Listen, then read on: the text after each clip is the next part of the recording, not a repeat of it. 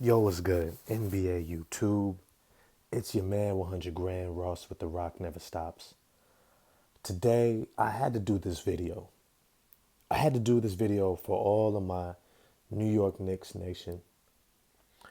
Cam Johnson of the Phoenix Suns just saved the New York Knicks from themselves. I'm going to dive into this video. If you like this video, hit that like button for me. Hit subscribe and the bell for notification. And get at me on Twitter at Rock Never Stops too. I need you guys to be clear. Cam Johnson is a really good player. About 6'8", 6'9", forward, dead-eye shooter out of North Carolina.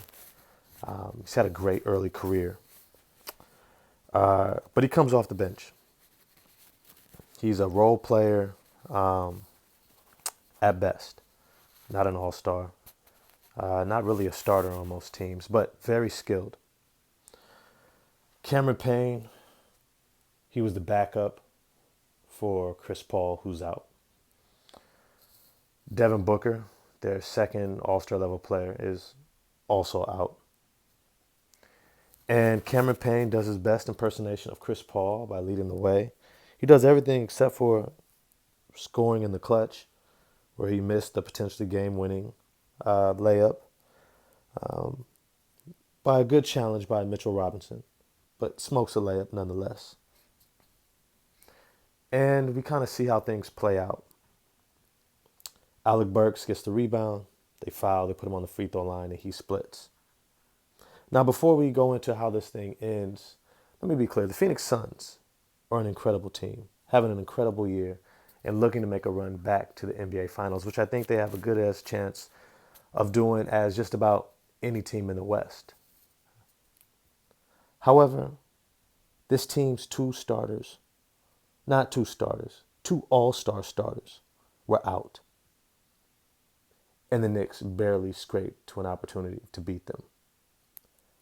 The Phoenix Suns ran their sets, they ran their offense and their system, and their guys knew their roles.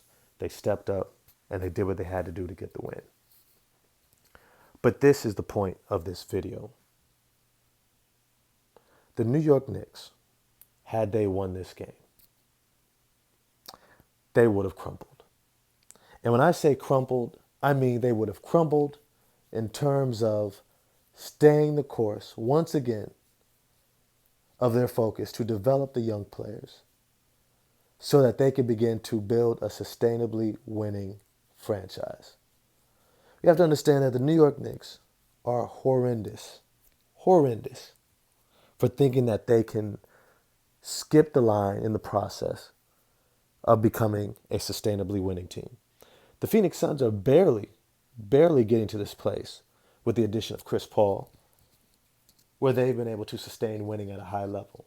Now, Chris Paul level player, he's going to do that for just about any team he's on because of his IQ, competitiveness, and ability to bring a team together. And the Knicks don't have that guy, but they think they do. At least Tom Thibodeau thinks he does. He thinks Julius Randle is that guy. And he's banked everything on this guy. And for the first three quarters, Julius Randle had a great game. He was having a great game. But something that we all know about these New York Knicks teams is that Tom Thibodeau plays his starters too many minutes throughout the game and asks them to go ridiculously hard because he's a work harder, not smarter type of coach. And so as a result, when they give 150% for three quarters, of course, they're gassed by the fourth quarter. We saw that he relied heavily upon his starters throughout the game, did not play Cam Reddish and Miles McBride the minutes that they should have been playing. And as a result, they got to the fourth quarter, and guess who comes back? The Phoenix Suns. Now, here's the thing. Had they won, Tom Thibodeau would have went to management and been like, see, I just need you guys to let me do what I do and play my guys, and we have a chance to win. We can be a winning team doing it my way. He's stubborn. He is the definition of you can't teach an old dog new tricks. Tom Thibodeau is an impediment to the New York Knicks franchise to actualize themselves and to become a sustainably competitive team.